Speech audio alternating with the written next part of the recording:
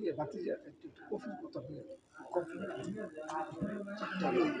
চিনি ছাড়া না চিনি দিয়ে চিনি দিয়ে কোল্ড কফি বিসমিল্লাহির রহমানির রহিম। একটু জোরে দিয়ে বিসমিল্লাহির রহমানির রহিম।